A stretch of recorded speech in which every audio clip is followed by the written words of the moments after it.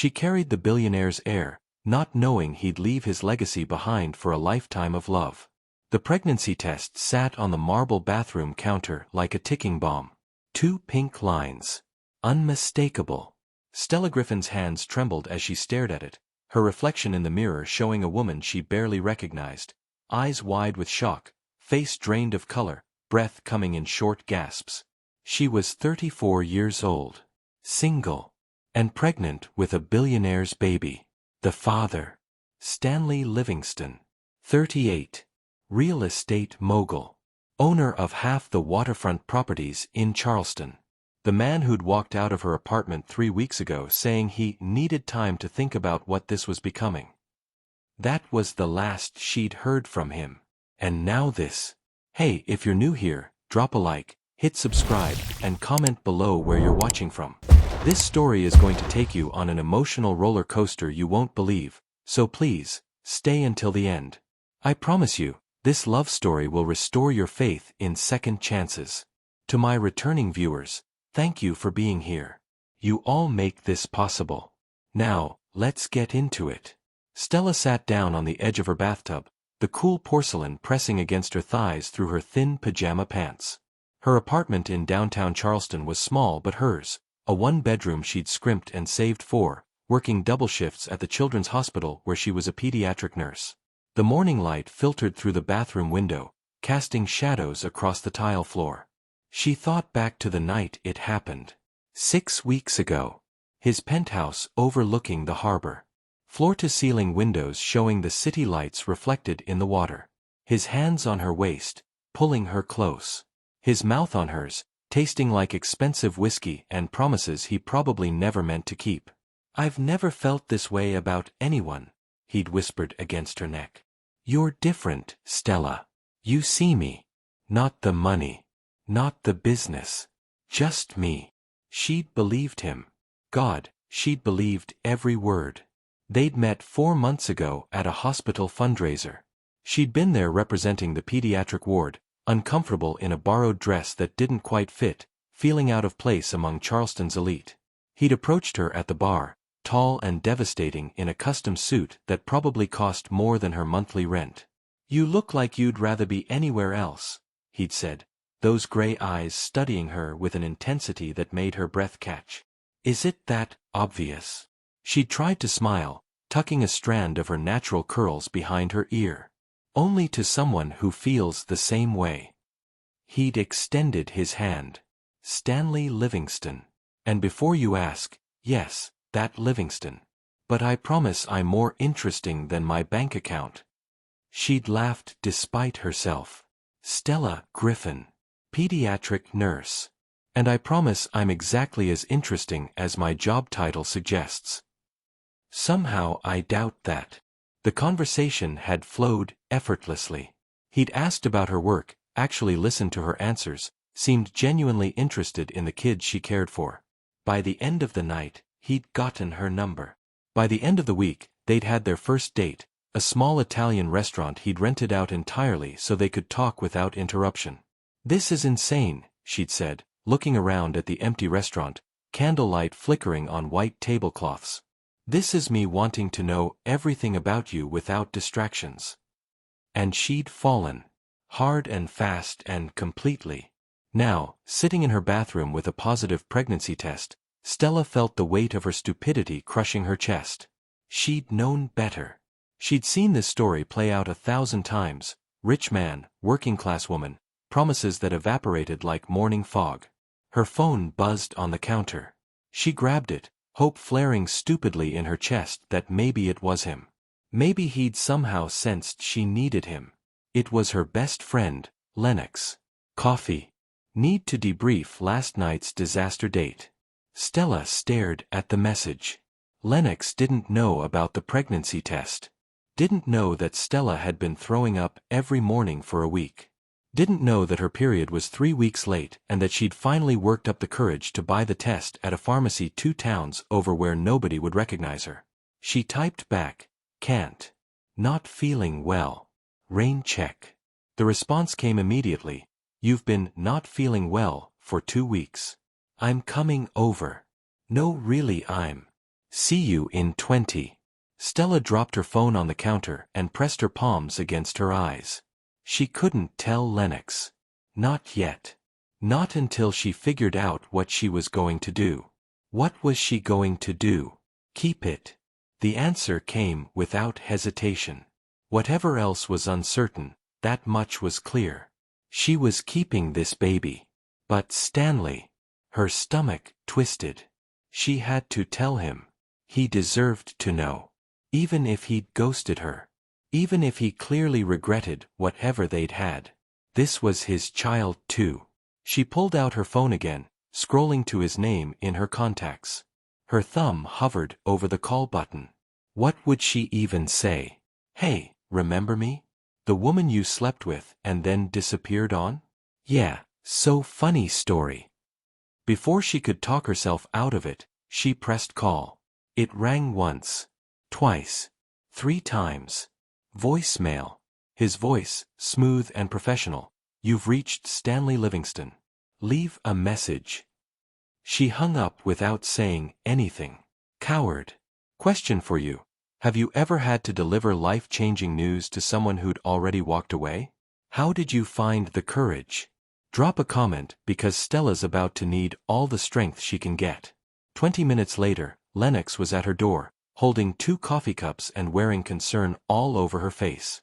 She was 36, a successful interior designer with her own firm, and had been Stella's closest friend since nursing school.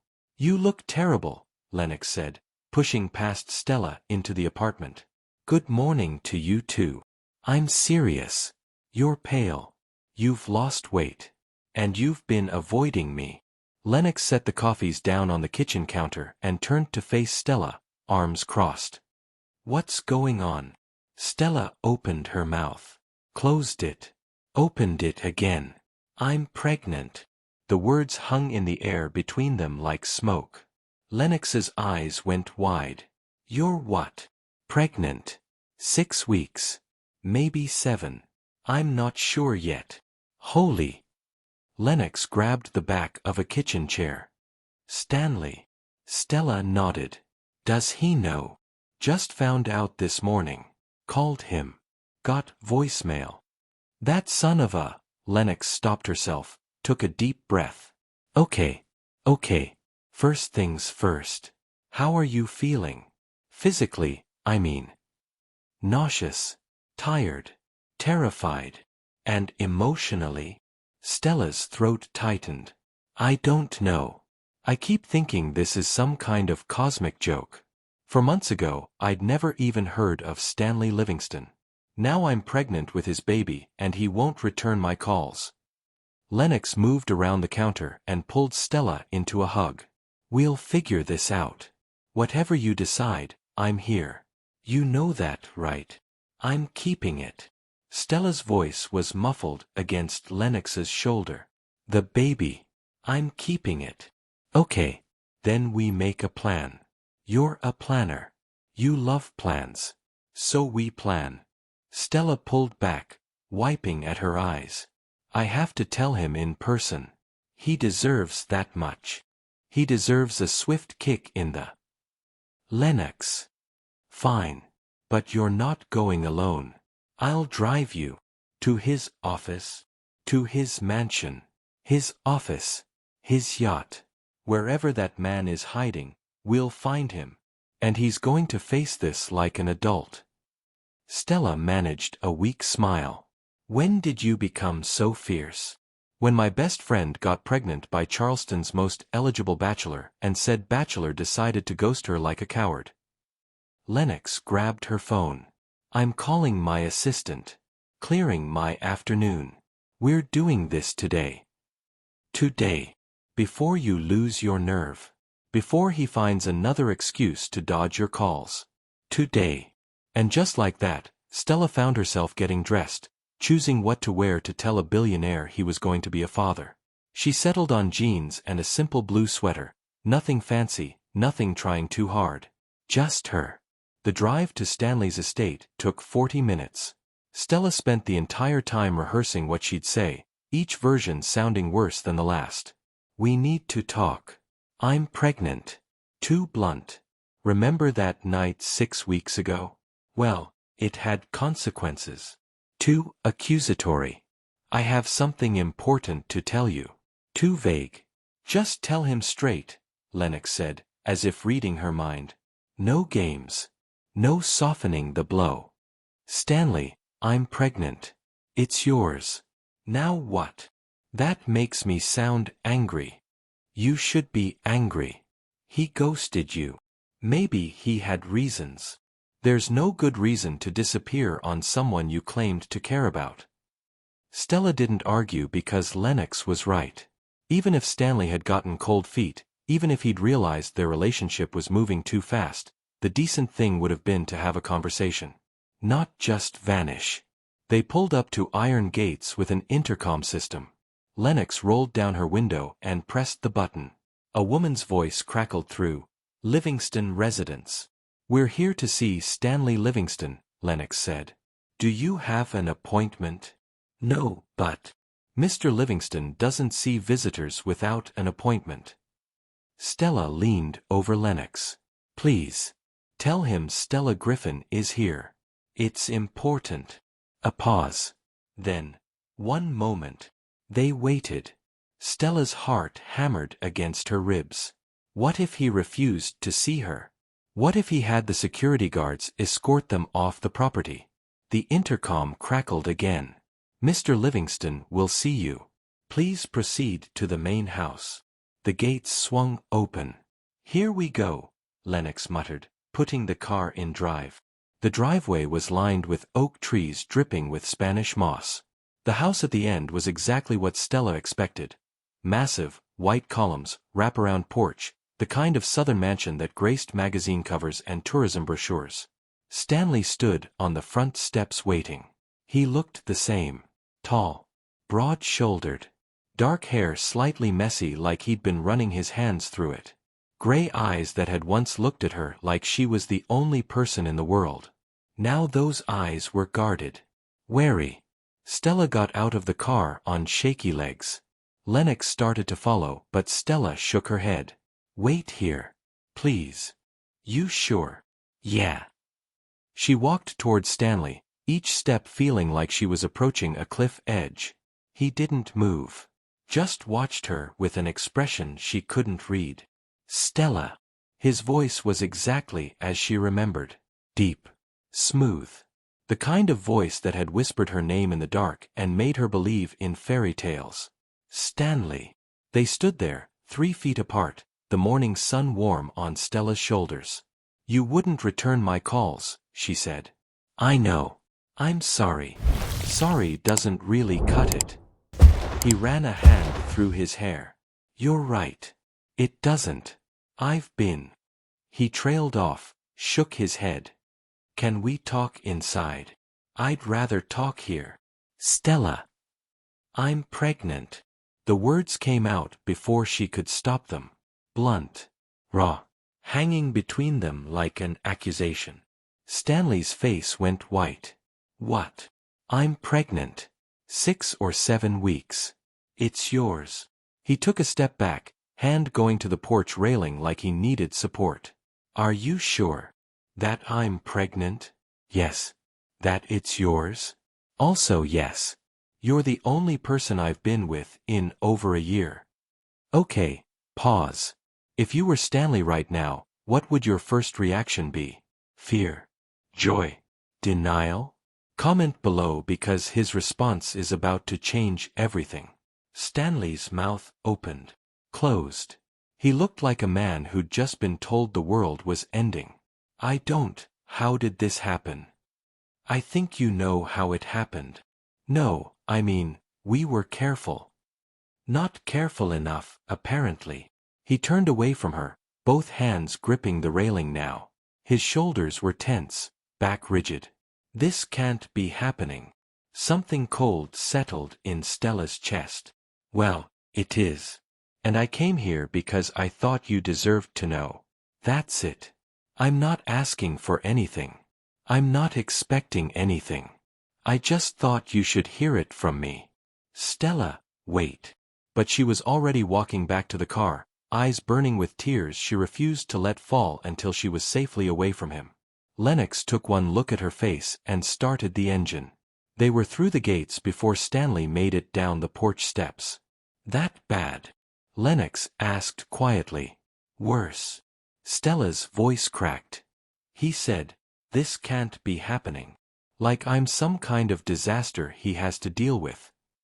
He's in shock. He's an asshole. That too. They drove in silence for a while. Then Lennox said, "What now?" "Now I figure out how to do this alone." "You're not alone. You have me. You have your ma. You have a whole support system." Stella's ma. God. She'd have to tell her ma. Vivian Griffin was 62, retired from teaching, and living in the same small house in North Charleston where she'd raised Stella alone after Stella's father died when she was 7. "Ma's going to kill me," Stella said. "Your ma loves you. She'll be thrilled about a grandbaby. She'll be thrilled about the grandbaby. Less thrilled about the billionaire baby daddy who wants nothing to do with us." "We don't know that's true. He's in shock. Give him time to process." But Stella knew. She'd seen it in his eyes. The panic. The regret. The wish that she'd never shown up at his door with news that complicated his perfectly ordered life. She was on her own. 3 days passed. Stella went to work, came home, threw up, went to bed. She made an appointment with her OB/GYN for the following week. She started researching what to expect when you're expecting. She avoided Lennox's concerned phone calls because she didn't want to talk about Stanley Livingston ever again. On the 4th day, he showed up at her apartment. She'd just gotten home from a shift, still in her scrubs, hair pulled back in a messy bun, exhaustion written in every line of her body. The knock on her door made her jump. She looked through the peephole. Stanley. Her first instinct was to pretend she wasn't home. Her second was to open the door and slam it in his face. Her third was to just stand there frozen, hand on the doorknob, heart racing. He knocked again. "Stella. I know you're there. Your car's in the lot. Please. I just want to talk."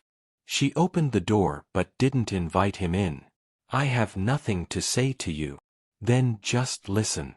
5 minutes. That's all I'm asking." He looked terrible. Dark circles under his eyes. Stubble on his jaw. His shirt was wrinkled like he'd slept in it. Good. He deserved to look as miserable as she felt. 5 minutes, she said, stepping back to let him in. He walked into her small living room, looking around like he was trying to memorize every detail. When his eyes landed on the positive pregnancy test sitting on her coffee table, she'd kept it there, unable to throw it away. He flinched. "I'm sorry," he said, turning to face her. "For how I reacted. For disappearing 3 weeks ago. For all of it. Why did you disappear?" He sat down on her couch without asking, elbows on his knees, head in his hands. "I got scared." "Of what?" "Of how much I felt for you. Of how fast everything was moving. Of." He looked up at her. "My father died of a heart attack when I was 30. Same age his father died. There's a genetic component. I've been managing it with medication and lifestyle changes, but the doctors said I might not make it to 45. Stella's breath caught. "What?" "I'm 38. If the pattern holds, I've got maybe 5 to 7 years left. That's why I've never gotten serious with anyone. That's why I walked away from you. Because I was falling in love and I didn't want to leave you a widow." The words hit her like a physical blow. "You're sick." "Not sick. Not yet. But likely to be. The condition's called familial hypercholesterolemia. It runs in my family. My father had it. His father had it. They both died young. I'm doing everything I can to beat the odds, but you didn't think I deserved to know this? To make my own choice about whether the risk was worth it. I was trying to protect you. By breaking my heart instead? That was your brilliant plan." He stood, took a step toward her. I know. I know I handled it wrong. But when you showed up 3 days ago and told me you were pregnant. His voice broke. I'm going to be a father. And I might not live to see my kid graduate high school. Stella felt her anger drain away, replaced by something more complicated. Sadness. Fear. And underneath it all, the stubborn love she'd been trying to kill for 3 weeks. Have you ever had someone push you away to protect you? Did you let them go, or fight for them? Because Stella's about to make a choice that will change both their lives. What do you want, Stanley? Her voice came out softer than she intended. Why are you really here? I want to be part of this. If you'll let me. I want to be a father to our child. I want to support you. I want. He moved closer, close enough that she could see the gold flecks in his gray eyes. I want another chance. With you. With us. You don't get to waltz back into my life just because I'm pregnant. I'm not asking because of the baby. I'm asking because I was an idiot who walked away from the best thing that ever happened to him. I'm asking because I love you, Stella. I have since that first night at the fundraiser. And I'm asking because even if I only have 5 years left, I'd rather spend them with you than spend 50 years without you. Stella's eyes burned. That's not fair. What's not fair? You can't say things like that. You can't make me feel. She cut herself off, wrapping her arms around her middle. I'm scared, Stanley. I'm scared of losing you. I'm scared of doing this alone. I'm scared our baby is going to grow up without a father. Then let me be here. For however long I have. Let me love you.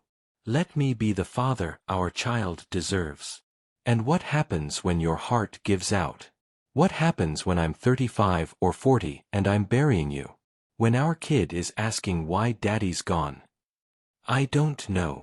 His voice was raw with honesty. I don't have good answers. But I know that the 3 weeks without you were the worst of my life. And I know that I'd rather have 1 real year with you than a lifetime of playing it safe. Stella wanted to tell him to leave. Wanted to protect herself from the inevitable heartbreak. But when she looked at him, really looked, she saw the same fear in his eyes that she felt in her chest. I can't promise I won't hurt you, he said quietly. But I can promise I'll fight like hell to stay alive. I can promise I'll love you and our baby with everything I have. And I can promise that whatever time we have, I'll make it count. She closed her eyes. Thought about their baby growing inside her. Thought about doing this alone versus doing it with a man who might not be there for the long haul. Thought about how much easier it would be to just say no. But she also thought about the way he'd looked at her that first night. The way he'd listened when she talked about her patients. The way he'd held her after they made love, his hand over her heart, his breath warm against her neck. I'm keeping the baby, she said, opening her eyes. With or without you. I know. I won't chase you. I won't beg you to stay. If you walk away again, that's it. No more chances. I won't walk away. You say that now. I mean it. He reached out, hesitated, then took her hand. His palm was warm, familiar. Let me prove it to you. Please. Stella looked down at their joined hands. At the way his fingers threaded through hers like they belonged there. At the pulse point in his wrist where she could see his heart beating. Still beating. Still here. Okay, she whispered. Okay. Okay. 1 more chance. But Stanley. She met his eyes. Don't make me regret this. He pulled her close, wrapping his arms around her like she was something precious he'd almost lost. She felt his heart thundering against her cheek, felt his chest rise and fall with relief. Thank you, he said into her hair. Thank you. They stood there in her small living room, holding each other, 2 people who'd found each other against all odds and were about to become 3. The next few weeks were a blur of doctor's appointments, prenatal vitamins, and awkward conversations about what exactly their relationship was. We're together, Stanley would say. We're figuring it out, Stella would correct. They didn't live together. She stayed in her apartment. He stayed in his mansion. But he came over every night after work, bringing dinner or groceries or just himself. He'd rub her feet when they ached, hold her hair when she threw up, listen when she talked about her fears. "What if I'm a terrible mother?" she asked one night, curled up on her couch while he sat at the other end, her feet in his lap. "You work with kids every day. You're amazing with them. That's different. Those aren't my kids. I can hand them back to their parents at the end of my shift." "You'll be incredible, Stella. I've seen how you care for people. How patient you are. How much love you have to give." His hand slid up to rest on her still flat stomach. "This baby is lucky to have you as a ma." She covered his hand with hers. "Ma. That's what I called my mother. What my kid will call me." "Ma," he repeated, smiling. "I like it. What will they call you?" His smile faded slightly. "Hopefully Dad. If I'm around long enough." "Stanley. I know. We don't talk about it. But it's there. The elephant in the room that's always there." Stella sat up, pulling her feet away. "Then let's talk about it. Right now. No more avoiding it." He looked at her warily. "Okay. How long exactly did your father live? And his father?" "My grandfather died at 42. Massive heart attack. My father made it to 44. Same thing. And you're 38. Yeah. So worst case, you have 4 years. Worst case, I could have a heart attack tomorrow. The medication helps. The lifestyle changes help. But there's no guarantee. What are the doctors saying now? Current prognosis." He ran a hand through his hair. "They're cautiously optimistic. My numbers are better than my father's were at my age. The medications are more advanced. If I stay on track, I could make it to 50. Maybe even 60 if I'm lucky. But you might not. But I might not." Stella absorbed this. 50 years old. Their child would be 12. Still so young. "Have you thought about what happens if the worst happens?" "Every day." His voice was thick. "I've updated my will. Set up trusts. Made sure you and the baby will never want for anything." "I don't care about the money, Stanley." "I know. But I care about making sure you're taken care of. That our child has every opportunity. Our child needs a father more than a trust fund. And I'm going to be the best father I can be for as long as I can be." They sat in heavy silence for a moment. Then Stella said, "I want you to fight." "What?" "I want you to fight to stay alive. Not just for me. Not just for the baby. For you. Because you deserve a long life, Stanley. You deserve to see your kid grow up. You deserve to grow old." His eyes glistened. "I'm trying. Try harder. Do whatever the doctors say. Take every medication. Make every lifestyle change. Fight. Why? You could walk away right now. Find someone healthy.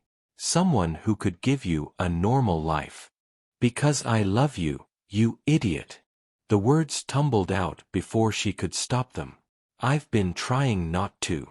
I've been telling myself it's hormones or fear or stupidity. But I love you. And I want you to fight because I want 30 years with you, not 6. He crossed the couch in one movement, pulling her into his lap, his mouth finding hers in a kiss that tasted like desperation and hope and promises neither of them could guarantee. When they broke apart, he pressed his forehead to hers. "I love you too. I never stopped. Not for 1 second of those 3 weeks. Then don't leave me again. Never. I swear." They held each other in her small apartment, making promises they hoped they could keep, loving each other despite, or maybe because of, the uncertainty that shadowed their future. Stella's 12-week ultrasound appointment fell on a rainy Tuesday in early autumn. Stanley insisted on coming, canceling 3 meetings and showing up at her apartment an hour early with coffee. Decaf for her, regular for him, and nervous energy radiating off him in waves. "You okay?" she asked, amused by his pacing. "Fine. Great. Why wouldn't I be fine? You're wearing a path in my carpet." He stopped, looked down at his feet, then back up at her with a sheepish smile. "Sorry. I'm nervous. About the ultrasound. About everything. What if something's wrong? What if the baby's not healthy? What if... Stanley." She took his hand, squeezed it. "Breathe. Everything's going to be fine. You don't know that." "No. But worrying won't change anything. Come on. Let's go meet our baby." The drive to the hospital was quiet. Stanley's hand found hers, his thumb rubbing circles on her palm, a gesture that had become familiar over the past few weeks. When they pulled into the parking lot, he turned to her. "Whatever happens in there, we're in this together. Okay. Okay." The waiting room was full of other couples in various stages of pregnancy. Stella watched a woman who had to be 8 months along, her belly massive, her partner's hand resting protectively on it. Would that be them in 6 months? Would Stanley still be here? Stop, she told herself. Stop thinking like that. Stella Griffin. A nurse appeared in the doorway with a clipboard. They followed her back to a small room with an examination table and an ultrasound machine. The technician, a woman in her 40s with kind eyes, smiled at them. "First ultrasound?" she asked. "Yes," Stella said. "Excited? Terrified?" Stanley muttered. The technician laughed. "That's normal. Let's take a look at your little one." Stella lay back on the table, lifting her shirt to expose her still flat stomach. The gel was cold. She jumped slightly. "Sorry," the technician said. "This'll just take a minute." She moved the wand across Stella's stomach, eyes on the screen. The room filled with a rhythmic whooshing sound. "Is that?" Stanley's voice was barely a whisper. "That's the heartbeat," the technician said, smiling. "Strong and steady. About 160 beats per minute." The screen showed a tiny blob that vaguely resembled a baby. Stella stared at it, tears springing to her eyes. That was their child. That tiny, perfect little person growing inside her. "Everything looks good," the technician continued. "Good size for 12 weeks. Due date looks like early May. May. Spring. New life in every sense." Stanley's hand found hers again, squeezing so tight it almost hurt. When Stella looked at him, she saw tears streaming down his face. "That's our baby," he said, voice breaking. "That's our baby," she echoed. The technician printed out several photos, handed them over with a smile. "Congratulations, you two. Your baby looks perfect." Outside the hospital, Stanley pulled Stella into his arms and just held her, right there in the parking lot, rain starting to fall around them. "Thank you," he said into her hair. "For what?" "For this. For giving me this gift. For letting me be part of it." "Stanley." "I'm going to fight, Stella. I promise. I'm going to do everything I can to be here for you and for our baby. Whatever it takes." She pulled back to look at him, rain mixing with the tears on both their faces. "I know you will." They stood there in the rain, holding ultrasound photos of their child, two people who'd found each other. Against all odds and were determined to beat the ones stacked against them. By week 16, Stella's pregnancy was starting to show.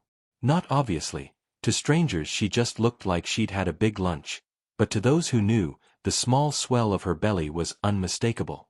She'd told her ma, who'd cried and immediately started knitting baby blankets. She'd told her coworkers, who'd thrown her an impromptu celebration in the break room. She'd told everyone who mattered. Stanley wanted her to move into his house. "You're going to need more space," he said one evening, looking around her cramped apartment. "The baby's going to need a nursery. You're going to need help. I can manage." "I know you can. But why should you have to?" I have 8 bedrooms sitting empty. A staff who can help when you need it. Security. Everything you and the baby could need. I don't want to be some kept woman in your mansion. That's not what this is. Then what is it? He sat down next to her on the couch, took her hand. It's me wanting to take care of you. It's me wanting to wake up next to you every morning. It's me wanting to feel the baby kick and not miss it because I'm driving across town. It's me being selfish and wanting you close. Stanley. And it's me wanting to make the most of whatever time we have. Please, Stella, move in with me. She wanted to say no. Wanted to keep her independence, her small apartment, her life that was completely hers. But she also wanted to fall asleep in his arms every night. Wanted to share this pregnancy with him in real time. Wanted to stop pretending they were something casual when they both knew it was so much more. Okay. Okay. But I'm keeping my apartment. Just in case. His face fell slightly. Just in case what? Just in case you die, Stanley. Or just in case this doesn't work out. Or just in case I need somewhere that's mine. I'm not naive.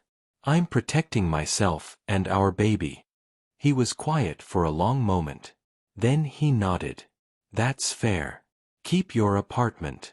I'll even pay the rent if you want. I don't want your money. It's not about money. It's about making sure you always have a safety net. Humor me. She studied his face, saw the genuine concern there. Fine. But I'm paying utilities. Deal. They moved her in the following weekend. It didn't take long. Her whole life fit into the back of Lennox's SUV. Stanley had prepared a suite for her on the second floor with its own sitting room, bathroom, and walk-in closet that was bigger than her entire bedroom had been. This is too much, she said, looking around at the expensive furniture and artwork. This is the smallest bedroom suite in the house. That tells me everything I need to know about your house. He grinned, pulling her close. Our house. While you're here, it's our house. The transition was easier than Stella expected. Stanley's housekeeper, Iris, was a woman in her 60s who took one look at Stella and adopted her like a daughter. The cook, James, started making her whatever she was craving, which at 16 weeks was mostly pickles and ice cream, though not together. Stanley's business partner, Ronan, came for dinner one night. He was 35, married with 2 kids, and looked at Stanley with obvious concern when he saw Stella. You're serious about this, Ronan said after Stella excused herself to use the bathroom.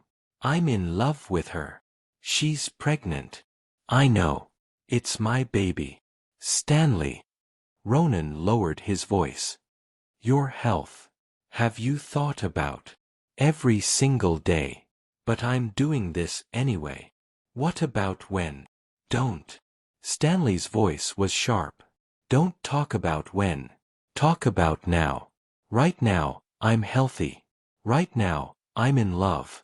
Right now, I'm going to be a father. That's all I'm focusing on. Stella paused outside the dining room, hand on her stomach, listening to them. I hope you're right, Ronan said quietly. For all your sakes. When she came back in, both men were smiling like nothing had happened. But Stella had heard enough. The reminder that Stanley's time might be limited. That she was risking everything by loving him. But as he looked up at her, his whole face lighting up with joy just because she'd walked into the room, she couldn't bring herself to regret it. Not yet. At 20 weeks, they found out the sex of the baby. Do you want to know? The ultrasound technician asked, the same kind-eyed woman from before. Stanley looked at Stella. Your call. I want to know. Then we want to know. The technician smiled, moving the wand over Stella's now obviously pregnant belly. Congratulations. You're having a daughter. A daughter. Stella felt her world tilt and realign. A little girl. She was going to have a little girl. Stanley's hand gripped hers so tight she felt her bones shift. When she looked at him, he was staring at the screen with an expression she'd never seen before. Pure, unadulterated love mixed with terror. "A daughter," he whispered. "We're having a daughter." In the car afterward, he was quiet for a long time. Finally, Stella said, "Talk to me." "I'm scared." "Of what?" "Of not being there for her. Of dying when she's still young. Of her growing up asking why her daddy left." "You haven't left." "But I will. Eventually. Maybe when she's 5. Maybe when she's 10. Maybe." "Stanley, stop. How can I bring a daughter into the world knowing I might not be there to protect her? To walk her down the aisle? To meet her kids?" Stella felt tears prick her eyes. "You might be there for all of that. Or I might not." They pulled into the driveway of his house. Their house. Stella unbuckled her seatbelt but didn't get out. "My father died when I was 7. Heart attack. Just like yours." Stanley turned to look at her, surprised. She'd never talked about her father. "I barely remember him," she continued. "Just fragments." His laugh. "The way he smelled like coffee and paint. He was a contractor. The way he'd pick me up and spin me around. And you know what? I wish I'd had more time with him. I wish he'd lived to see me graduate. Get my nursing degree. Meet you. But I'm grateful for the 7 years I had. Because Ma tells me stories and I know he loved me. I know he was proud of me. I know he would have done anything for me if he'd had the chance." "Stella. Our daughter is going to have you for however long she has you. And whether that's 5 years or 50, she's going to know you loved her. She's going to know you fought to stay. She's going to know her daddy was the kind of man who showed up even when he was scared." Stanley's face crumpled. He pulled her across the center console, held her as best he could with her pregnant belly between them, and cried into her shoulder. "I love you," he said. "God, I love you so much. I love you too. And our daughter is going to love you. For however long we have." They sat in the car until the tears stopped, holding each other, preparing for a future neither of them could predict. At 24 weeks, Stella felt the baby kick for the first time. She was sitting in Stanley's home office while he worked, reading a book about infant care, when she felt it, a gentle flutter, like butterfly wings against her insides. "Stanley." He looked up from his computer. "What's wrong?" "Nothing. She's kicking." He was around the desk in seconds, kneeling in front of her chair, hands hovering over her belly. "Can I try here?" She moved his hand to the spot where she'd felt the movement. They waited. Nothing. "She stopped," Stella said. "That's okay. Just knowing she's in there, moving around." His voice was full of wonder. "It's real. She's real. You thought she wasn't real?" "I knew intellectually. But feeling her move, that's different." Over the next few weeks, the kicks became stronger, more frequent. Stanley would spend hours with his hand on Stella's belly, waiting to feel their daughter move. He'd talk to her, reading aloud from business journals and novels, his voice soft and full of love. "She's going to think you're a huge nerd," Stella teased one night as he read their daughter a passage from a biography of some famous architect. "She's going to be well-educated and cultured. She's going to be 6 months old and wondering why her dad is reading her about postmodern design." He grinned, pressing a kiss to Stella's belly. "Your ma doesn't appreciate my teaching methods." The baby kicked in response. They both laughed. "See. She agrees with me." Those moments, lying in bed at night, his hand on her stomach, their daughter moving between them, Stella almost forgot about the shadow hanging over them. Almost forgot that Stanley's heart was a ticking time bomb. Almost forgot to be scared. Almost. At 28 weeks, Stanley collapsed. Stella was at work when she got the call from Ronan. "He's at Charleston Memorial. They're running tests. I'm on my way there now." Her world stopped. What happened? He was in a meeting. Just went down. Stella, the paramedics said it looked like a heart attack. She didn't remember the drive to the hospital. Didn't remember parking. Didn't remember running through the ER, as much as a 7 months pregnant woman could run, demanding to know where Stanley Livingston was. A nurse directed her to the cardiac unit. Ronan was in the waiting room, pacing. Where is he? Stella demanded. They're running tests. EKG, blood work, the works. The doctor said he'd come talk to us when they know more. But he's alive? He's alive. Stella sank into a chair, hands on her belly, feeling their daughter kick. Strong. Healthy. Unaware that her father might be dying. The wait was interminable. Every minute felt like an hour. Every time a doctor walked by, Stella's heart lurched with hope and terror. Finally, a cardiologist appeared. Dr. Chen. Stella recognized her from Stanley's regular appointments. He's stable, she said without preamble. It wasn't a heart attack. Relief nearly knocked Stella over. Then what was it? A cardiac arrhythmia. His heart went into an irregular rhythm and he lost consciousness. We've got him on medication to regulate it and we're monitoring him closely. Can I see him? He's asking for you. Stanley looked smaller in the hospital bed. Pale. Vulnerable. Nothing like the confident billionaire who'd swept into her life and turned it upside down. His eyes opened when she entered. Stella. She was at his side immediately, taking his hand. You scared me. I'm sorry. Don't be sorry. Just don't die. I'm trying. Tears streamed down her face. I can't do this without you. I know I said I could. I know I said I'd be fine. But I lied. I need you, Stanley. Our daughter needs you. He pulled her down to sit on the edge of the bed, his hand finding her belly. I'm not going anywhere. Dr. Chen said this is manageable. New medication. More monitoring. But manageable. You promise. I promise to fight. That's all I can promise. She leaned down, pressed her forehead to his. Then fight. Please, fight. He did. They kept him in the hospital for 3 days, adjusting his medications, running more tests, making sure his heart was stable. Stella stayed by his side the entire time, sleeping in an uncomfortable chair, eating hospital cafeteria food, refusing to leave. On the 3rd day, Dr. Chen released him with strict instructions. No stress, regular monitoring, immediate attention to any symptoms. I'll take care of him, Stella promised. See that you do, Dr. Chen said, but she was smiling. At home, Stanley tried to go back to normal. But normal was gone. He was weaker now. Tired more easily. Had to take breaks during the day to rest. I hate this, he said one afternoon, lying on the couch in his office while Stella worked nearby. I hate being weak. You're not weak.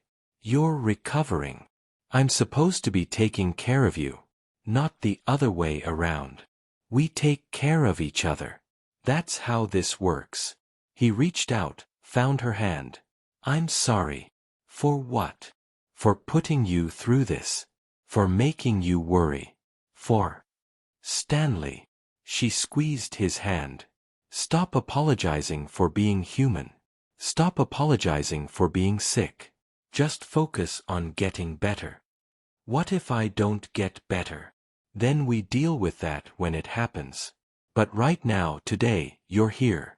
You're alive. And that's enough. He pulled her down to lie beside him on the couch, his arm around her shoulders, his other hand on her belly where their daughter kicked and rolled. I love you, he murmured. I love you too. They lay there in his office, the afternoon sun streaming through the windows, both of them holding on to each other and the present moment, refusing to think about tomorrow. Have you ever had to be strong for someone when you were terrified yourself? How did you find the courage? Because Stella's about to need every ounce of strength she has. At 32 weeks, Stanley asked her to marry him. They were on his back deck, watching the sunset over the harbor. Stella was exhausted from a long shift, her feet swollen, her back aching. Stanley had insisted she sit down, had brought her water and a pillow for her back, had rubbed her feet without being asked.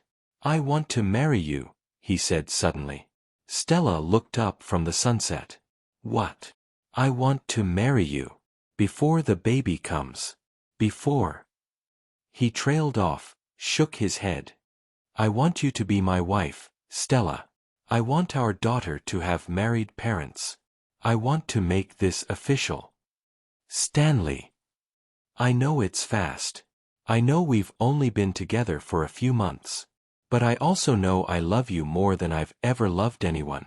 And I know life is short and uncertain, and I don't want to waste a single day we have together. He pulled out a ring box. Inside was a stunning diamond solitaire, simple and elegant and perfect. Stella Griffin, will you marry me? Stella stared at the ring, at his face, at the hope and fear mingled in his expression. She should say no. She should tell him they needed more time. She should protect herself from the inevitable heartbreak when his heart finally gave out. But when she looked at him, all she could think was that she'd rather have 1 year as his wife than 50 years without him. Yes. His face lit up like the sun. Yes. Yes. I'll marry you. He slipped the ring on her finger, pulled her into his arms as best he could with her belly between them, and kissed her like she was air and he'd been drowning. When they broke apart, both breathless, he pressed his forehead to hers. Thank you.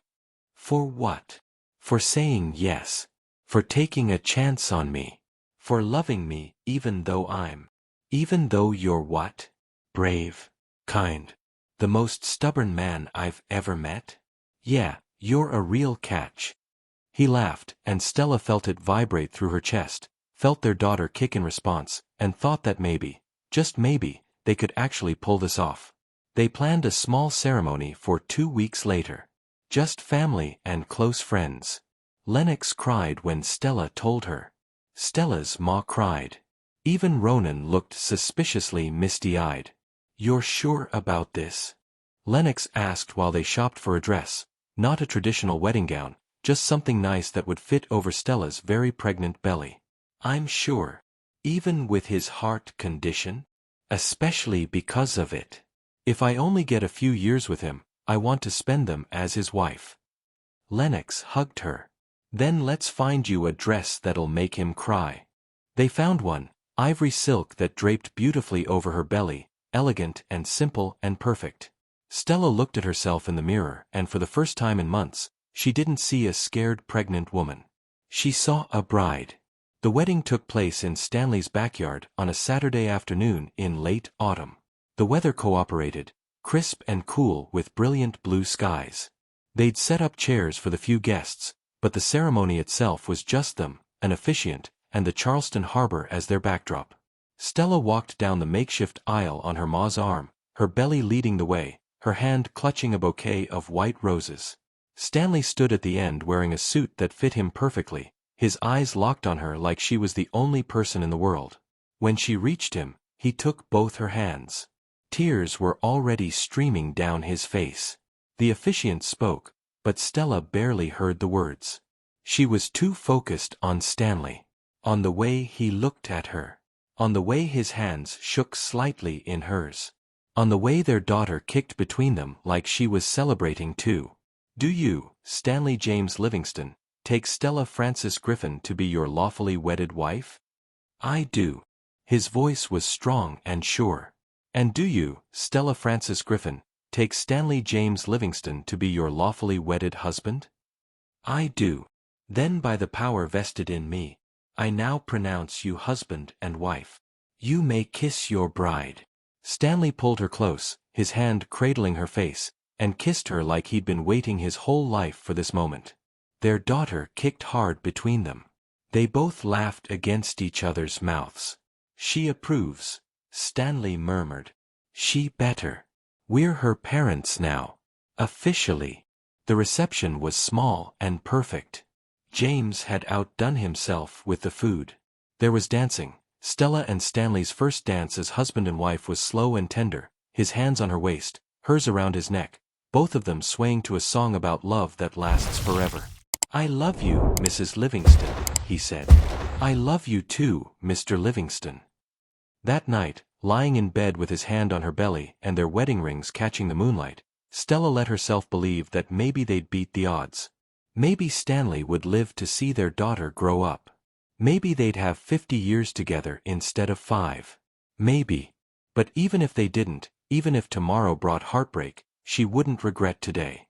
Not for a second. At 36 weeks, Stella went into early labor. She was at her OB/GYN for a routine checkup when her water broke. The doctor immediately admitted her to the hospital. Stanley was in a business meeting across town when he got the call. "I'm on my way," he said. "Just breathe, okay? I'll be right there." "Stanley. I love you. I'll be right there." He made it in 20 minutes, bursting into her hospital room, looking wild-eyed and terrified. "I'm here. I'm here." Stella had never been so glad to see anyone in her life. "She's coming early. I know. It's okay. 36 weeks is safe. She'll be fine." The labor was long. 16 hours of contractions, breathing exercises, Stanley's hand in hers, his voice in her ear telling her she could do this. She was strong, she was amazing, he loved her. At 3:47 a.m., their daughter entered the world. Small but healthy. 5 pounds, 8 ounces. Tiny and perfect and wailing at the top of her lungs. "It's a girl," the doctor said, placing her on Stella's chest. Stella looked down at her daughter, at her tiny fists and scrunched-up face and shock of dark hair, and fell completely, irreversibly in love. "Hi, baby," she whispered. "Hi, sweet girl. We've been waiting for you." Stanley was crying openly, his hand on their daughter's back, his face a mixture of joy and wonder and fear.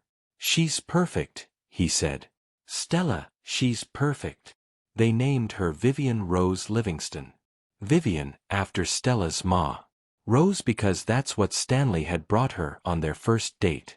Holding their daughter, watching Stanley cradle her in his arms like she was made of glass, Stella felt something shift in her chest. Hope. Pure, undiluted hope that maybe this love, this family, this life was going to work out. The first weeks with Vivian were a blur of sleepless nights, endless diaper changes, and a love so fierce it terrified Stella. Their daughter was tiny but mighty. She had Stanley's gray eyes and Stella's deep brown skin, a perfect blend of both of them. When she cried, which was often, her whole face scrunched up in outrage. When she slept, which was rare, she looked like an angel. Stanley was obsessed. He'd stand over her bassinet for hours just watching her breathe. He'd hold her against his chest, his large hand covering her entire back, and whisper promises to her that made Stella's heart ache. "I'm going to teach you everything, Vivi. How to ride a bike. How to throw a baseball. How to stand up for yourself. How to know your worth." His voice would crack. "I'm going to be here for as long as I can. I promise." Stella would watch from the doorway, tears streaming down her face, loving him so much it physically hurt. But she was also exhausted. Vivian didn't sleep for more than 2 hours at a stretch. Stella's body was still recovering from childbirth. And the fear, the constant, gnawing fear that Stanley's heart would give out, never fully went away. "You need to sleep," Stanley said one night, finding her in the nursery at 3 a.m., rocking a screaming Vivian. "I'm trying. She won't settle. Let me take her. You go to bed." Broad chest. Within minutes, Vivian's cries had quieted to soft whimpers, then silence. "How do you do that?" Stella asked, amazed. "I don't know. Maybe she likes my heartbeat."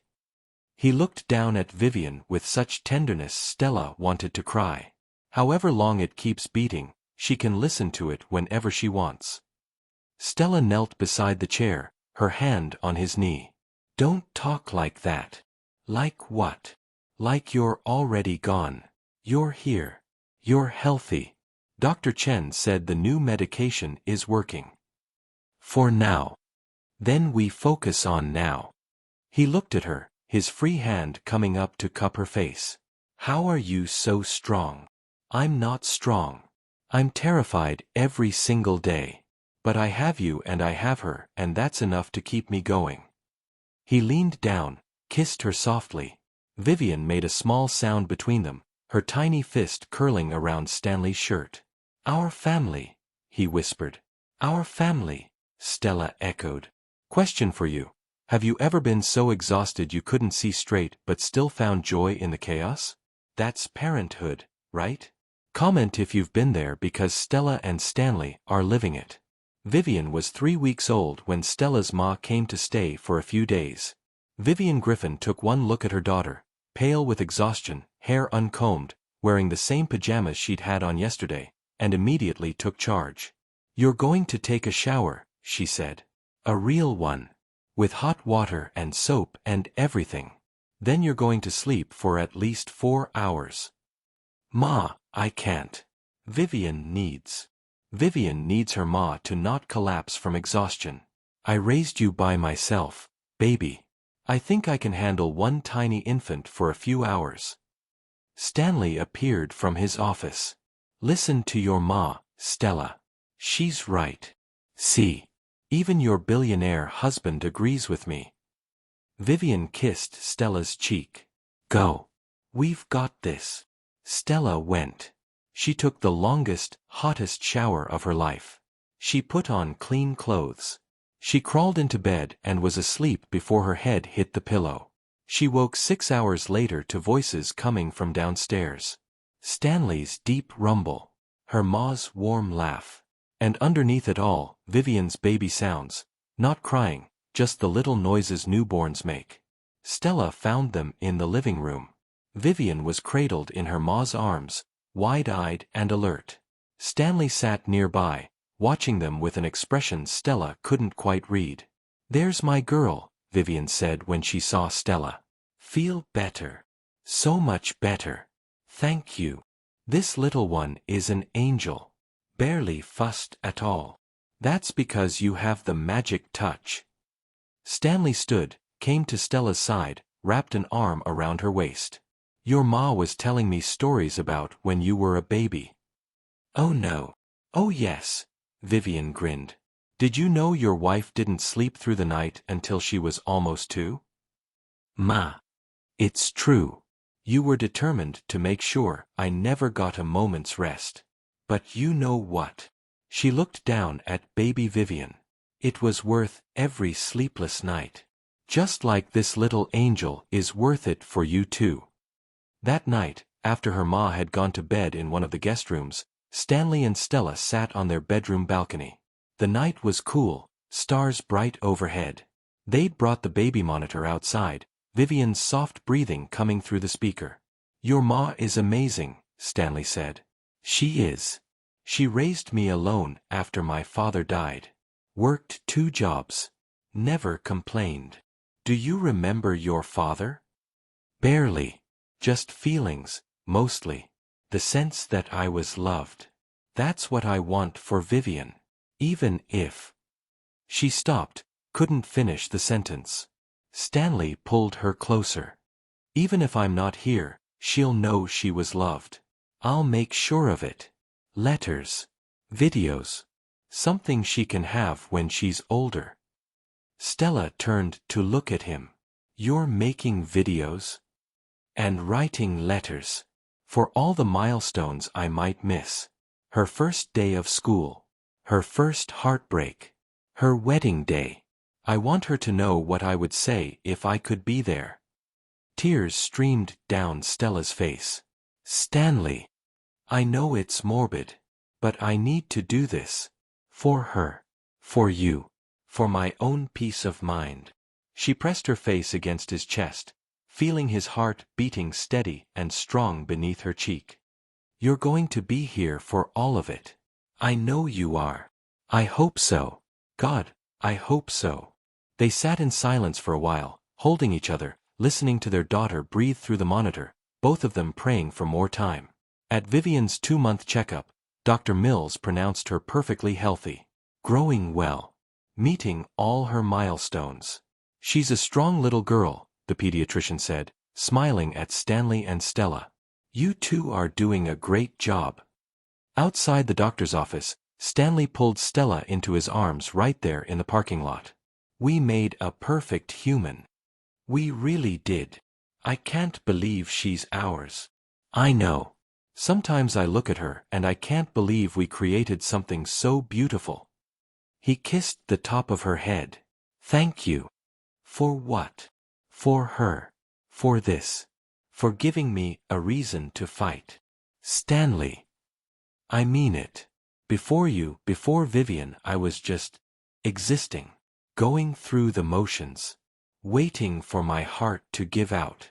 Now I have everything to live for. Stella pulled back to look at him.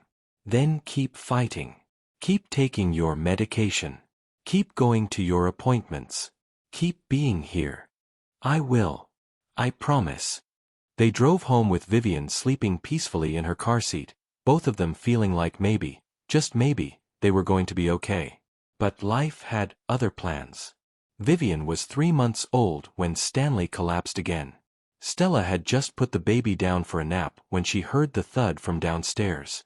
She ran, her heart in her throat, and found Stanley on the kitchen floor, unconscious. No. No, no, no.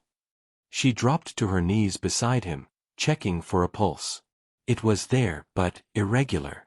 Stanley, wake up. Please wake up. She called 911 with shaking hands, then called Iris, who came running from the other wing of the house. Watch Vivian, Stella said. I'm going with him. The ambulance arrived within minutes. The paramedics loaded Stanley onto a stretcher, hooking him up to monitors that beeped ominously. Stella climbed in the back, gripping Stanley's hand. Stay with me, she whispered. Please stay with me. His eyes fluttered open. Stella. I'm here. I'm right here. Vivian. She's fine. Iris has her. Just focus on you right now. At the hospital, they rushed him into the cardiac unit. Dr. Chen appeared, her expression grave. What happened? Stella demanded. His heart went into ventricular tachycardia. A very dangerous arrhythmia. We've shocked him back into normal rhythm, but... She paused. We need to discuss next steps. What kind of next steps? An implantable cardioverter defibrillator. An ICD. It's a device we put in his chest that will monitor his heart rhythm and deliver shocks if needed. Stella felt the floor tilt. Surgery. Minor surgery, but yes. It's become necessary. His condition is progressing faster than we'd hoped. Can I see him? He's sedated right now. But yes. Room 412. Stella found him hooked up to a dozen machines, looking pale and vulnerable in the hospital bed. She pulled a chair close, took his hand, and cried. She cried for the future she was losing. For the time they'd never have. For their daughter who might grow up without a father. For Stanley who was fighting so hard to stay alive. You have to keep fighting, she whispered. Vivian needs you. I need you. Please don't give up. His hand twitched in hers. Even unconscious, he was trying to respond. She stayed by his side all night. Lennox brought Vivian to the hospital at dawn so Stella could nurse her. The baby was fussy, sensing something was wrong. It's okay, sweet girl, Stella murmured, holding her close. Daddy's going to be okay. He has to be okay. Stanley woke around noon. His first word was, Vivian. She's fine. She's with Lennox. And you. I'm here. I'm not going anywhere. He tried to smile. You should go home. Get some rest. I'm not leaving you. Stella. Don't argue with me. You're stuck with me. He squeezed her hand. Lucky me. Dr. Chen scheduled the ICD surgery for 2 days later. In the meantime, they kept Stanley in the hospital, monitoring him constantly, adjusting his medications. The surgery went well. They implanted the device under his skin, just below his collarbone. Stanley would carry it with him for the rest of his life, however long that was. A small machine ready to restart his heart if it stopped. You're bionic now, Stella said when she saw the bandage. Does that make me more or less attractive? Definitely more. I've always had a thing for cyborgs. He laughed, then winced. Don't make me laugh. It hurts. Sorry. Don't be sorry. I love your terrible jokes. She kissed his forehead. I love you. I love you too. More than anything. They brought him home 3 days after the surgery. Vivian was awake when they arrived, her tiny fist in her mouth, eyes wide and alert. Stanley held her carefully, mindful of his incision. Hi, baby girl. Did you miss Daddy? Vivian made a sound that might have been agreement. Or gas. Hard to tell with babies. I missed you too. So much. Stella watched them, her heart breaking and healing at the same time. Stanley was alive. He was here. But the ICD was a reminder that his time was limited. That any moment could be their last. That night, lying in bed with Stanley beside her, alive, breathing, his heart still beating, Stella made a decision. She was going to make every moment count. Every laugh. Every kiss. Every ordinary Tuesday. She was going to love him so completely that when he was gone, she'd have no regrets. And she was going to teach Vivian to do the same. Have you ever realized you were taking someone for granted? What did you do to change it? Drop a comment because Stella's about to show us what it means to truly love someone while you have them. Spring came to Charleston like a promise. The city burst into bloom, azaleas and dogwoods and wisteria turning everything pink and white and purple. The air smelled like flowers and possibility. And Vivian, now 6 months old, was sitting up on her own, giggling at everything and stealing everyone's hearts. Stanley was doing better. The ICD had shocked him twice in the 3 months since surgery. Both times while he was sleeping, both times terrifying but effective. He'd adjusted to life with the device, though Stella saw the way he'd unconsciously touch his chest sometimes, feeling for the bump under his skin. It's my security system, he'd joke. My personal life alert. But Stella knew he hated it. Hated what it represented. Hated being reminded every single day that his body was failing him. They didn't talk about it much. Instead, they focused on Vivian. On her first laugh, which came when Stanley made silly faces at her. On her first tooth, which appeared seemingly overnight and made her even more determined to bite everything in sight. On the way she'd light up when either of them walked into the room. She knows us, Stanley said one morning, watching Vivian's face break into a gummy smile when she saw him. She really knows us. Of course she knows us. We're her parents. I know, but it's different. She recognizes us. Loves us. We're her whole world. Stella came up behind him, wrapped her arms around his waist, rested her chin on his shoulder. And she's ours. They stood like that, watching their daughter play with her toes, both of them acutely aware of how precious these moments were. Vivian's first Easter, they took her to Stella's ma's house for dinner. The small house in North Charleston was packed with people, Stella's cousins, aunts, uncles, all of them wanting to hold the baby. She's beautiful, Aunt Rosie said, bouncing Vivian on her hip. Got your eyes, Stella, and Stanley's smile. She's perfect, Stella's ma agreed, beaming with pride. Stanley looked slightly overwhelmed by the crowd, but happy. He'd grown up an only child with wealthy but distant parents. This kind of loud, loving, chaotic family gathering was new to him. You okay? Stella asked, finding him on the back porch. Yeah. Just needed a minute. Your family is a lot. Too much. No. Perfect. This is what I wanted for Vivian. A big, loving family. People who will be there for her. When you can't be. The words slipped out before Stella could stop them. Stanley turned to face her fully. When I can't be. Yes. I need to know she'll be loved and protected and surrounded by people who care about her. She will be. She has my ma. My cousins. Lennox. Ronan. And she has me. And me. For as long as possible. They stood in silence for a moment. Then Stanley said, I've been thinking. About making memories. Real memories. The kind Vivian can hold onto. What do you mean? I want to take you somewhere. Just the three of us. A vacation. Somewhere beautiful. Somewhere she won't remember, but we'll have photos and stories to tell her. Stella's throat tightened. Where? Sedona. The Red Rocks. The desert. I've always wanted to see it. And I want to see it with you and Vivian. When? Next month.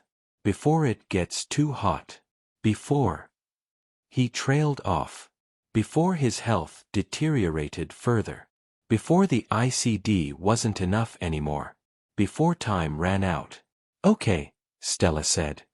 Let's do it. They flew to Arizona in early May.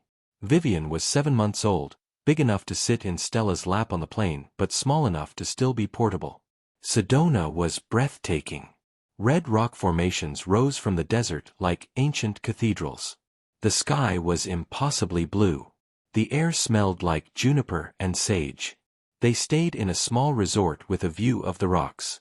Every morning, they'd take Vivian for walks in the baby carrier, her tiny hands reaching out to touch the desert flowers. Every evening, they'd sit on their private patio, watching the sunset paint the rocks in shades of orange and pink and gold. This is perfect, Stella said one night, Vivian asleep in her arms, Stanley's arm around her shoulders. It is. Thank you for bringing us here. Thank you for coming. For saying yes to this crazy life with me. She looked up at him. It's not crazy. It's ours. He kissed her softly. I love you, Stella Livingston. I love you too. They took hundreds of photos. Stanley and Vivian in front of Cathedral Rock. Stella and Vivian at Bell Rock. All three of them at sunset, the desert stretched out behind them. Every photo a memory. Every memory a treasure. On their last night, Stanley gave Stella a letter. What's this? She asked. For Vivian. For when she's older. I wanted to write down this trip. What it meant to me. How much I love her. How much I love you. So she'll know. Stella's hands shook as she took the envelope. Stanley. Don't read it now. Save it. For when she asks about me. For when she wants to know who her dad was.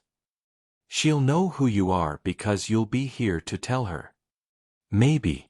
But just in case. Stella tucked the letter into her suitcase, her heart aching.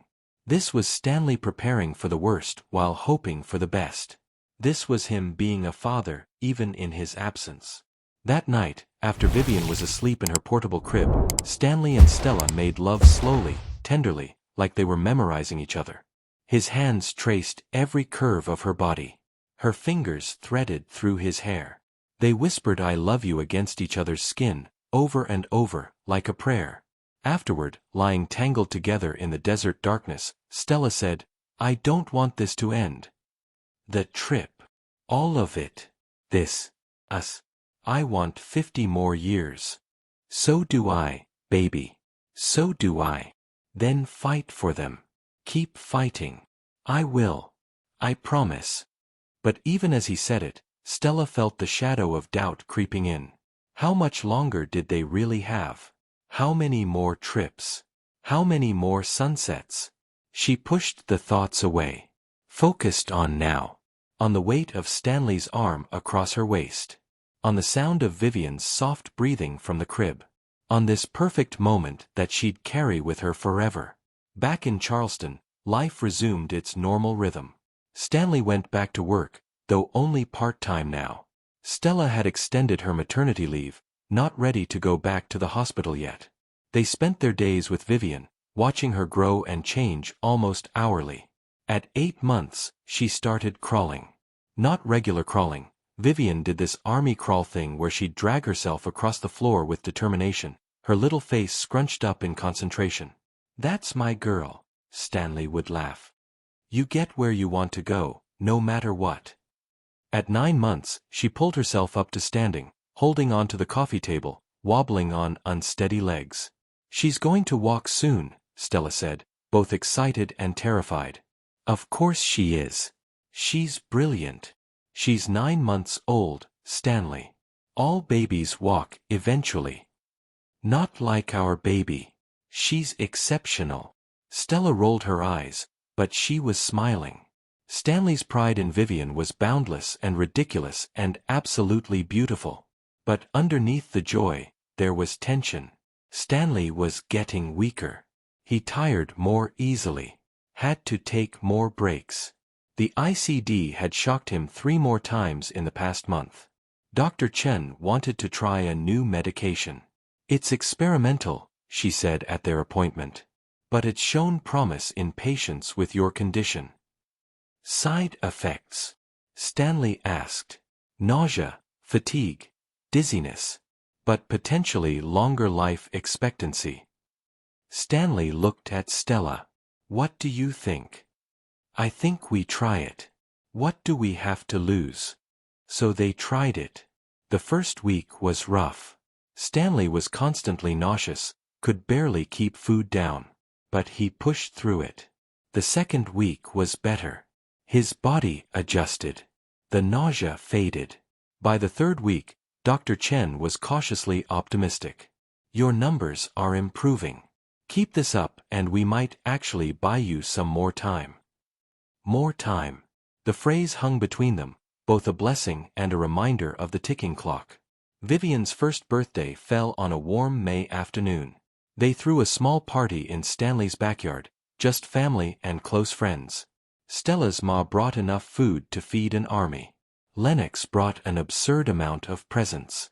Ronan showed up with his kids who were fascinated by baby Vivian. The birthday girl wore a pink dress and a tiny crown. She had cakes smashed in her hair, frosting on her face, and she'd never been happier. Stanley held her while everyone sang, "Happy Birthday," his eyes wet with tears. When they finished, he kissed Vivian's frosting-covered cheek. "Happy birthday, baby girl. You're 1 year old. 1 whole year of being the best thing that ever happened to your ma and me."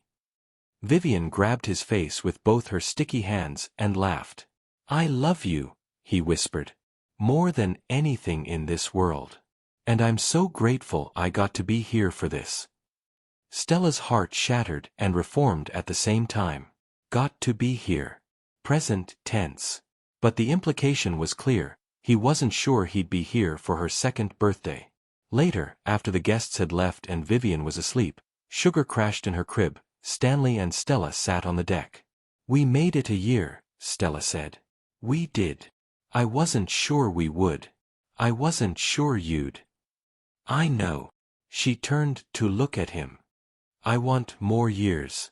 I want to do this again next year and the year after and the year after that." "So do I." "Then promise me you'll keep fighting." "I promise. For you. For Vivian. For us." He pulled her close, and they sat watching the Charleston harbor lights, listening to their daughter breathe through the baby monitor, holding on to each other and hope in equal measure. Summer came with its suffocating heat and afternoon thunderstorms. Vivian started taking her first steps, wobbling between Stella and Stanley with determination and joy. Every milestone felt monumental. Every day felt precious. Stanley's health stabilized. The new medication was working. Dr. Chen was pleased. "Keep this up," she said, "and you might make it to 50. 50. The number felt both impossibly far away and tantalizingly close. "That would give us 12 more years," Stanley said in the car on the way home from the appointment. 12 years of watching Vivian grow up. 12 years of loving you. "I'll take it. I'll take whatever time we get." But Stella wanted more than 12 years. She wanted 50. She wanted to grow old with him. She wanted to watch their daughter graduate college, get married, have kids of their own. She wanted forever. So she made a decision. She started documenting everything. Photos. Videos. Voice recordings of Stanley reading bedtime stories to Vivian. Videos of him playing with her in the backyard. Audio of him singing, badly, in the shower. "What are you doing?" he asked, catching her filming him and Vivian playing with blocks. "Making memories." "Stella." I know what you're doing with your letters and videos for Vivian. Well, I'm doing the same thing. Capturing moments.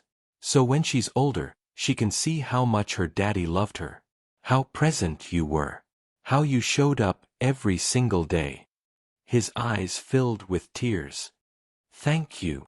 Don't thank me. Just keep being here. Keep showing up. Keep fighting. Always. In August, Vivian said her first word. They were at the beach, a weekend trip to Folly Beach, just the three of them. Vivian was playing in the sand, wearing a tiny sun hat and a rash guard, completely fascinated by the texture of the sand between her fingers. Stanley was helping her build a sandcastle when she looked up at him, grinned, and said clear as day, "Dada." Stanley froze. Did she just? Dada. Vivian said again, reaching for him. He scooped her up, holding her tight, tears streaming down his face. That's right, baby girl. Dada. I'm your dada. Stella recorded the whole thing on her phone, her own tears falling freely. That night, Stanley must have played the video 50 times, watching their daughter say his name over and over. I'm her dada, he kept saying, wonder in his voice. She knows me. She chose that word first. Of course she did. You're her favorite person. I thought for sure she'd say mama first. She knows I'm not going anywhere. She wanted to claim you. He looked at Stella, his expression gutting in its vulnerability. I don't want to leave her. Then don't. It might not be up to me. Then we fight like hell to keep you here. He pulled her close, Vivian between them, and they stood on the beach watching the sun set over the Atlantic, a family of three, holding on to each other and time. What would you do if you knew your time was limited? Would you live differently? Love harder? Make different choices? Comment below because Stanley's next decision is going to change everything. In September, Stanley made a choice. He came home from a doctor's appointment looking determined. Stella knew that look. It meant he'd made up his mind about something and nothing she said would change it. What happened? She asked. Dr. Chen says there's an experimental treatment. Gene therapy. It could potentially correct the genetic defect that's causing my condition. Stella's heart leaped. That's amazing. When can you start? It's risky.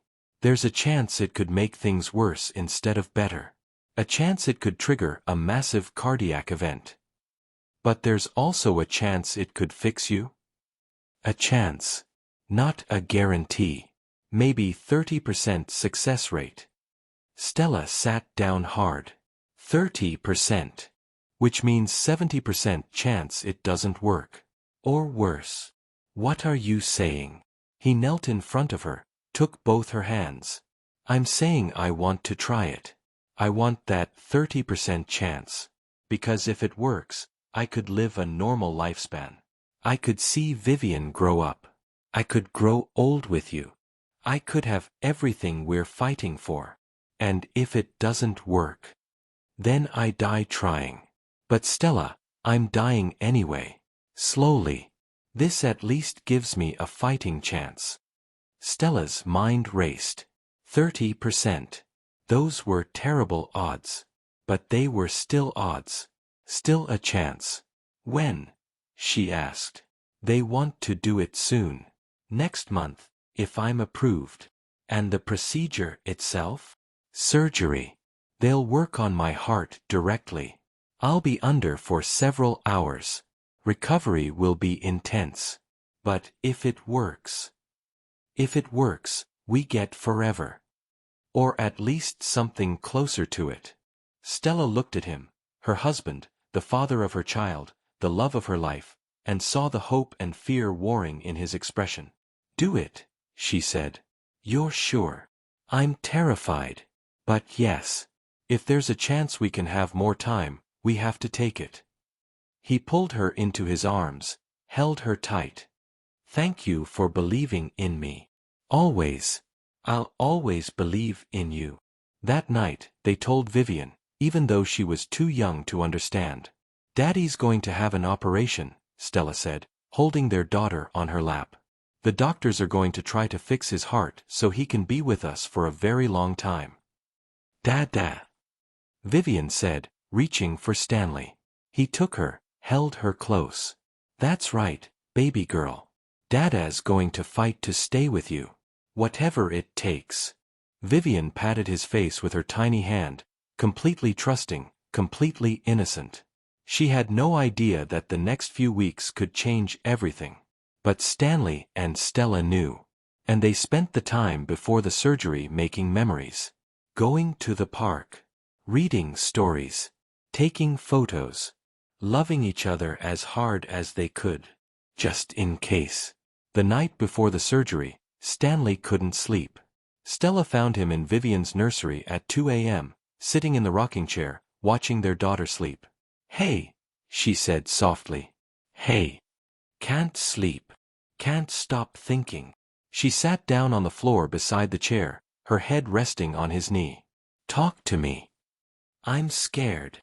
Me too. What if this doesn't work? What if tomorrow is the last time I hold her? The last time I kiss you? The last time I... Stop. Stella's voice was firm. We're not doing that. We're not saying goodbye tonight. But what if? No. Tonight we're hopeful. Tonight we believe in that 30%. Tonight we have faith. He reached down, ran his fingers through her hair. How are you so strong? I'm not. I'm falling apart. But I'm doing it quietly because one of us has to hold it together. You don't have to be strong for me. Yes, I do. Because you've been strong for me and Vivian every single day. Now it's my turn. They sat in silence, watching Vivian sleep, both of them memorizing this moment. The peaceful rise and fall of their daughter's breathing. The soft glow of the night light. The warmth of each other's presence. Finally, Stanley said, if something happens tomorrow, nothing's going to happen. But if it does, I need you to know something. Stella looked up at him.